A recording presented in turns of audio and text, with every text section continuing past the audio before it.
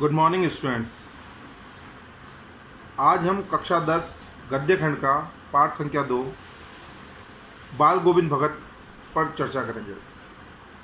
राम वृक्ष बेनीपुरी जी द्वारा एक ऐसे व्यक्ति का रेखा चित्र अंकित किया गया है जो देखने में बहुत ही ज़्यादा सरल और साधारण। जब कभी भी मैं इस पाठ को पढ़ना शुरू करता हूँ तो मेरे मन में एक ऐसा रेखा चित्र उत्पन्न हो जाता है जिसे देखने से ही मेरे मन में बाल गोविंद भगत की पूरा जो पिक्चर है वो मेरी आंखों के सामने हो जाता है। ये एक लेखक की काबिलियत ही होती है कि वो अपने लिखने में इस तरीके का प्रदर्शन करे कि हमें इमेजिनेशन होने लगे कि जिस व्यक्ति के बारे में हम बात कर रहे हैं वो कैसा होगा। बाल गोविंद भगत एक मझले खत के गोरे चिट्टे आदमी थे। 60 से ऊपर के होंगे, बाल सारे सफ़ेद, शरीर पतला और कमर के ऊपर एक लंगोटी मात्र पहनते थे। कबीर पंथियों की जैसे कनपटी तक की एक टोपी होती है, यहाँ से यहाँ इस तरीके की एक वो टोपी पहनते थे। सर्दी आती थी तो काली कमली से अपने शरीर को ढक लेते थे। हाथों में खंजड़ी होती थी जिसको वो बजाकर गाने गाया करते थे। उनकी नाक से एक चंदन का टीका औरतों के मांग की तरह लगा हुआ होता था, यहाँ से यहाँ ऊपर की तरफ लगा होता था। जैसे औरतें सिंदूर लगाती हैं मगर वो माथे से ऊपर लगाती हैं, मगर यहाँ हम कहेंगे कि नाक से लगाया करते थे। नाक के ऊपरी हिस्से से ऊपर तक जो एक वो चंदन का टीका लगाया करते थे। गले में तुलसी की जड़ों की एक बेडोल माला हुआ करती थी। ऊपर की तस्वीर से यह माना जाए कि वे साधु थे, मगर बाल गोविंद भगत साधु नहीं थे, वे गृहस्थ थे। उनका एक पुत्र था, एक पौतोहू थी। पुत्र उनका जो था वो काफ़ी बीमार रहता था, मगर बाल गोविंद भगत परिवार वाले भी थे, खेती बाड़ी वाले भी थे, खेती भी करते थे। वह एक ऐसे व्यक्ति थे जो एक सामाजिक व्यक्ति के रूप में सारी परिभाषाओं को पूरे करते थे। वह खुशमिजाज व्यक्ति थे, गीत गाते थे, खंडड़ी बजाते थे, मगर कभी किसी पड़ोसी को, परिवार वालों को सताते नहीं थे। यहाँ तक कि वे इतनी बारीकी पर चलते थे कि कभी किसी और के खेत में वो शौच करने तक नहीं जाते थे। अपने जीवन के तौर तरीकों को इतने बारीक नियमों में उन्होंने बांध लिया था कि संपूर्ण जीवन में उन्हें कोई गलत कहने वाला व्यक्ति नहीं था।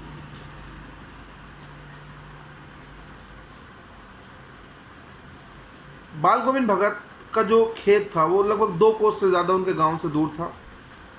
उसमें खेती करते थे। खेती करने के पश्चात जितना भी अनाज होता था वो सब ले जाकर वो कबीर मठ में पहुंचा देते थे। कबीर मठ, या कह लीजिए कि कबीर को फॉलो करने वाले लोगों की जो एक जगह होती है वहाँ पर पहुंचा देते थे, और प्रसाद स्वरूप जो कुछ भी वहाँ मिलता था उसको अपने घर वापस लाते थे और इसे अपने लालन पालन, अपना जीवन यापन करते थे।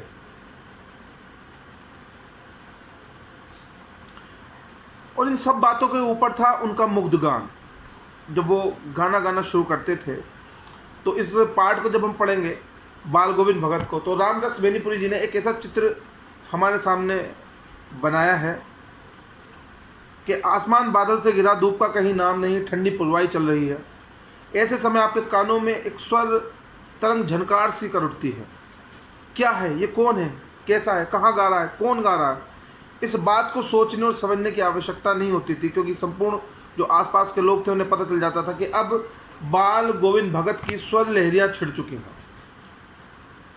बाल गोविंद भगत का संपूर्ण शरीर कीचड़ में लिपट था। अपने खेत पर रोपनी कर रहे थे। उनकी उंगलियां धान के एक एक पौधे को पंक्तिबद्ध तरीके से रोप रही थी, और उनका गाना कुछ स्वर्ग की ओर भेज रहा था और कुछ पृथ्वी की ओर वापस ला रहा था। एक एक शब्द संगीत के जीने चढ़कर आत्मा का मिलन परमात्मा से कराने की कोशिश कर रहा था। बच्चे खेलते हुए झूम उठे।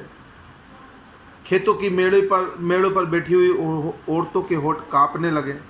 वे गुनगुनाने लगी। हलवाओं के हल तेज चलने लगे। पैर ताल से उठने लगे। रोपनी करने वालों की उंगलियां और तेज हो गई, एक अजीब क्रम में चलने लगी, और देखने वाले कहने लगे ये बाल गोविंद भगत का संगीत है या जादू। भादों की वह अंधेरी अधरतियाँ। थोड़ी देर पहले मूसलाधार वर्षा रुकी। बादलों की गरज, बिजली की चमक, तड़प कर आपने कुछ नहीं सुना हो, किंतु अब झिल्ली झनकार या दादरों की टटर वहां होने लगी। भगत के संगीत को अपना कोलाहल मच गया।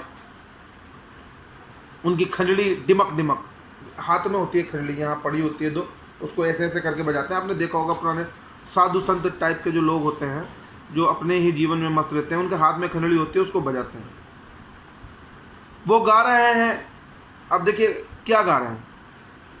गोदी में पियवा चमक उठी सखियां, चिहुक उठे ना, हाँ पिया तो गोद में ही, किंतु वे समझती है वह अकेली है। चमक उठती है, चिहुक उठती है, उसी भरे बादलों वाले बादों की आधी रात में उनका यह गाना अंधेरे में अकस्मात कौंध उठने वाली बिजली की तरह किसे ने चौंका देता। मतलब आधी रात में जब लोग सो रहे हैं, काला बादल हुए, बारिश अभी रुकी है, उस समय गाना गाना, सारा संसार निस्तब्धता में सोया हुआ, और बाल गोविंद भगत के संगीत का जादू अपनी चरम पर है। बाल गोविंद भगत का जादू, संगीत का जादू इस समय सबको जगा रहा है और बता रहा है कि तेरी गठरी में लागा चोर, मुसाफिर जाग जरा। कार्तिक आया नहीं, कार्तिक यानी कार्तिक का, ये कातक जिसे हम बोलते हैं, कातक का महीना आया नहीं कि बाल गोविंद भगत की प्रभात फेरियाँ शुरू हो जाती हैं, जो फागुन तक चलती है। और वह दिन सवेरे उठते, न जाने किस वक्त जाकर वे नदी की ओर स्नान करने चले जाते थे। जिस जगह बाल गोविंद भगत स्नान करने जाते थे, वह जगह उनके घर से 2-3 मील दूर थी। 1 माइल में लगभग 1 किलोमीटर 600 मीटर होते हैं लगभग, अगर हिसाब लगाया जाए तो 3-3.5 किलोमीटर दूर वह स्नान करने जाते थे। और स्नान से वापस लौटते ही एक गांव के ऊंचे पोखरा मतलब एक पहाड़ तो नहीं कहेंगे, टीले पर बैठ जाते थे और वहां पर अपनी खंजड़ी लेकर वो गाना गाना शुरू कर देते थे। मैं शुरू से, ये राम लक्ष्मणपुरी जी कह रहे हैं, मैं शुरू से देर से सोने वाला व्यक्ति हूँ, किंतु एक दिन माघ की उस दांत किटकिटाने वाले, माघ, ये पूस माघ के जो महीने होते हैं बड़े ठंडे होते हैं, दांत किटकिटाने वाली, आपने अक्सर देखा होगा जब सर्दी में cut cut cut cut cut दांत बोलने लगते हैं। सर्दी अलग होती है, ठंडी ठंडी हवा चलती है, मौसम में बहुत ज़्यादा आर्द्रता होती है, नमी होती है, तो उस टाइम दांत किटकिटाने लगते हैं। तो उस समय उनका संगीत मुझे पोखरे तक ले गया, पोखरे तक, मगर जिस जगह वो वापस आते हुए गाना गाना बैठ जाते थे।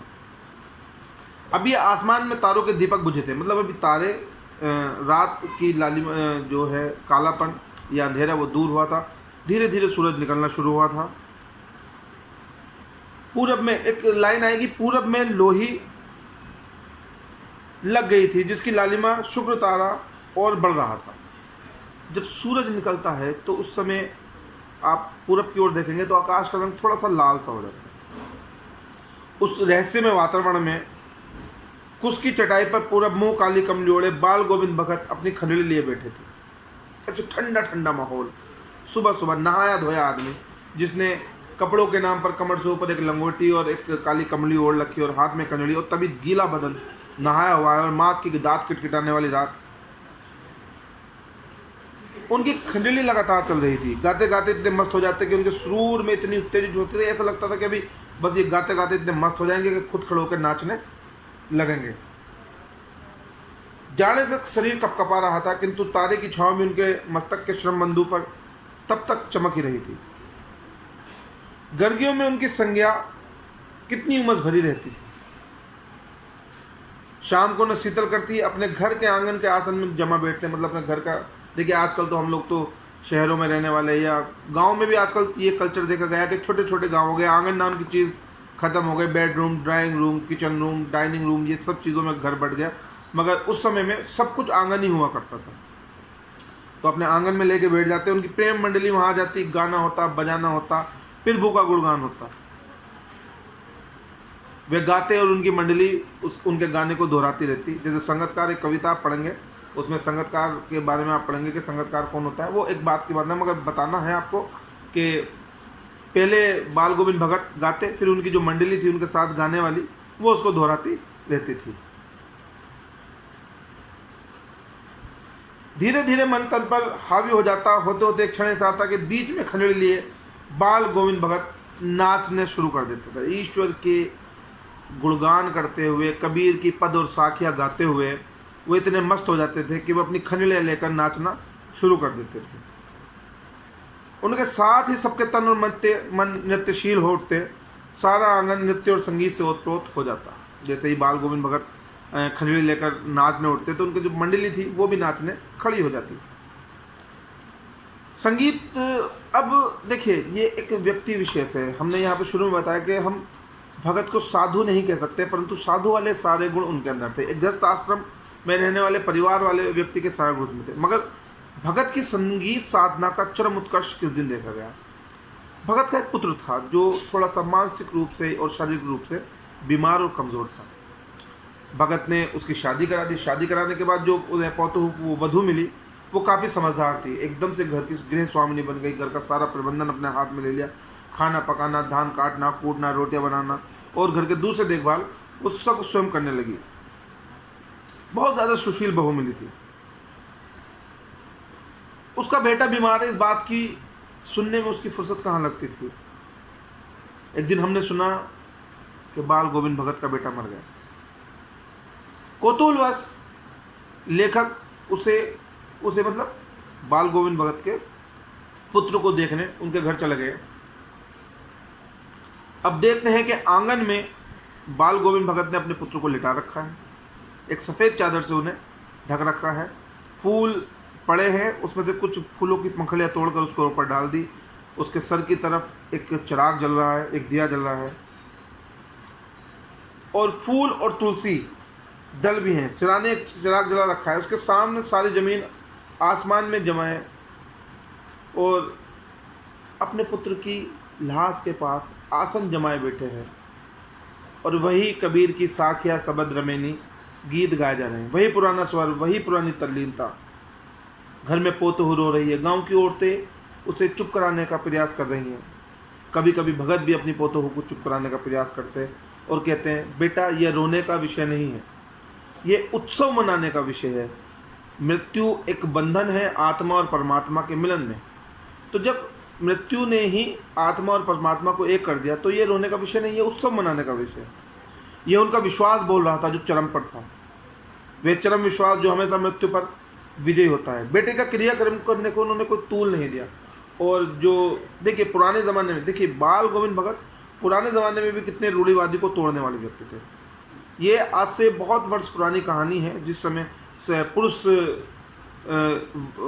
को ही वरीयता देने वाला समाज होता था। मगर ऐसे समय में भी बाल गोविंद भगत ने अपने पुत्र की अंतिम मुखाग्नि अपनी पुत्र वधू के हाथ से या पोतों के हाथ से दिलवाई। श्राद्ध की अवधि पूरी हुई, उनके पोतों का भाई आया और बाल गोविंद भगत, देखिए यहाँ क्या कहते हैं, देखिए यहाँ पर एक सोशल मैसेज है। और जैसे ही उनकी पोतों का भाई आया तो उसका अपने पोतों का हाथ उसके भाई के हाथ में देते हुए बोले कि आप इसको ले जाओ, आप इसको ले जाओ और इसकी दूसरी शादी करा देना। इतना सुनते ही पोतों का हाल बेहाल हो गया और वो रो रो कर बेहाल हो गई। उसने कहा, नहीं मैं कहीं नहीं जाऊंगी। आपकी इस बुढ़ापे की उम्र में आपका ख्याल कौन रखेगा? कौन भोजन बनाएगा? बीमार पड़े तो दवाई कौन देगा? यहाँ तो कोई ऐसा भी नहीं कि आपके कोई एक चुल्लू भर पैर पानी देने वाला हो। मैं आपके पैरों में पड़ी रहूँगी, मुझे अपने चरणों से अलग ना कीजिए, मैं आपके पैर पड़ती हूँ। लेकिन भगत का निर्णय अटल था। उसने कहा, अगर तुम अपने भाई के साथ नहीं गई तो मैं ये घर छोड़कर चला जाऊँगा। और जाते जाते उसके भाई को यह आदेश दिया कि तुम अपनी बहन का पुनर्विवाह करा देना। इस प्रकरण के बाद एक चीज़ देखने में आई है कि कितनी आगे तक की सोच थी कि किसी भी महिला जो कि कम आयु में विधवा हो जाती है वो सारा जीवन अपना अकेले गुजार देती है। मगर बाल गोविंद भगत की इस या राम वृक्ष बेनीपुरी जी ने जो ये रेखा चित्र हमारे सामने पेश किया है, उससे लगता है कि बाल गोविंद भगत की सोच बहुत आगे तक की थी। वे चाहते थे कि उनकी पुत्रवधू या पोतोहू जो है अपने जीवन एक नए सिरे से शुरू करें।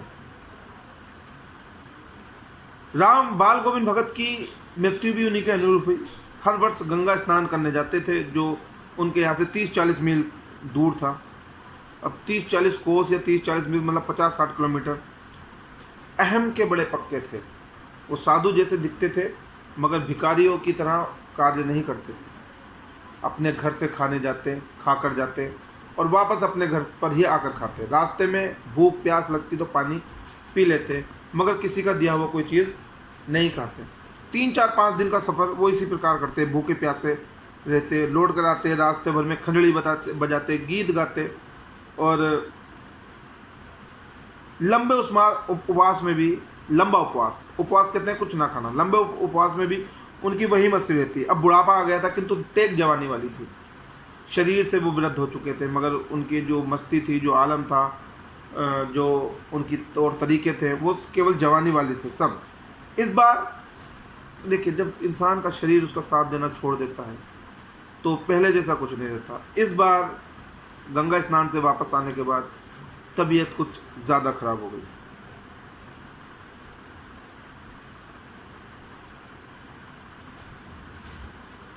कभी सुधरती, कभी बिगड़ती, थोड़ा बुखार आता, लोग कहते हैं दवाई वगैरह लेने के लिए, मगर वो इन बातों पे ध्यान नहीं थे।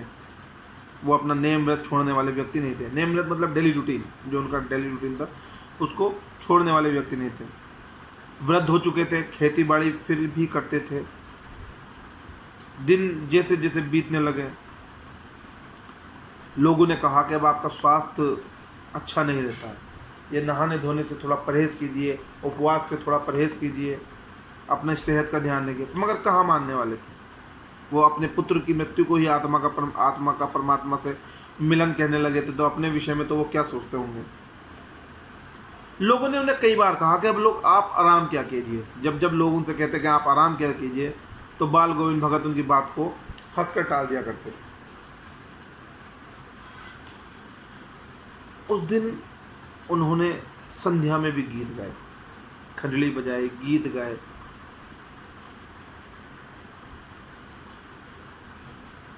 फिर ऐसा हुआ जैसे जीवन रूपी माला का धागा कहीं से टूट गया और सारे मोती एक एक करके छिन्न भिन्न होकर बिखर गए। माला का एक एक दाना बिखर गया। फिर भोर हुई, लोगों ने बाल गोविंद भगत का गाना नहीं सुना। सबको कोलाहल चारों ओर कोलाहल मच गया, क्योंकि बाल गोविंद भगत अपने नेम व्रत छोड़ने वाले व्यक्ति नहीं थे। सब लोग दौड़कर बाल गोविंद भगत के घर की ओर गए। वहां जाकर देखा कि अब बाल गोविंद भगत नहीं रहे, केवल उनका पंजर पड़ा हुआ। पंजर मतलब मृत शरीर। इस पाठ को पढ़ने के बाद मेरे मन में काफ़ी बार एक बात आती है। एक ऐसा व्यक्ति जिसने अपनी सारी जिंदगी प्रभु के भजन में गुजार दी, खेती बाड़ी में गुजार दी, अपने परिवार को चलाने में गुजार दी, फिर भी उसकी सोच इतनी स्ट्रेट फॉरवर्ड थी, इतनी आगे की थी कि अपने पुत्र की मौत पर रोने से ज़्यादा उन्होंने ईश्वर की भक्ति गुणगान करना पसंद किया। और पोतों को समझाते थे कि ये आत्मा का परमात्मा से मिलन है, उसके भाई के साथ उसे भेज देना, दूसरी शादी के लिए दबाव बनाना, घर में रहना, खेती बाड़ी करना, कबीर को अपना साहब मानना, जितना अनाज होना सब कबीर मठ में अर्पण कर देना और जो मिलता उसको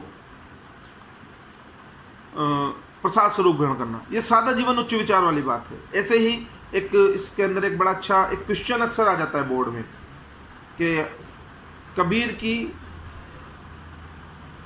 संगीत का जादू क्या। तो उसका आंसर होता है कि खेत में कीचड़ से लथपथ कबीर पंक्तिबद्ध धान की रोपनी करते हुए जब अपना मधुर संगीत गाना शुरू करते हैं तो खेतों में बच्चे झूम उठते हैं, हलवाहों के हल तेज चलने लगते हैं, मेड़ पर खड़ी औरतों के होठ फड़फड़ाने लगते हैं, साग गुनगुनाने लगते हैं। उनका संगीत ऐसा लगता है जैसे वह कुछ सीढ़ियों के माध्यम से नीचे से स्वर्ग की ओर और स्वर्ग से फिर पृथ्वी की ओर आ रहा हो। बाल गोविंद भगत सादा जीवन उच्च विचार व्यतीत करने वाले व्यक्ति थे और ये पाठ अब यहीं पर समाप्त होता है। आशा करता हूँ मेरा बताया हुआ आपकी समझ में आएगा। इस वीडियो को देखने से पहले एक बार पाठ को अच्छे से पढ़ लें, फ्लाइट मोड पे मोबाइल लगा दें, ईयरफोन का यूज़ करें तो और भी ज़्यादा अच्छे समझ में आएगा। कोविड-19 से सुरक्षा ही एक इस समय मूल उपाय है। बार बार अपने हाथ धोएं, 20 सेकंड तक अपने हाथ धोएं, अपने चेहरे को ढक के रखें, सैनिटाइज़र का यूज़ करें, जो घर में साबुन है उससे 20 मिनट तक हाथ धोएं, शासन प्रशासन का सहयोग करें। जय हिंद, जय भारत।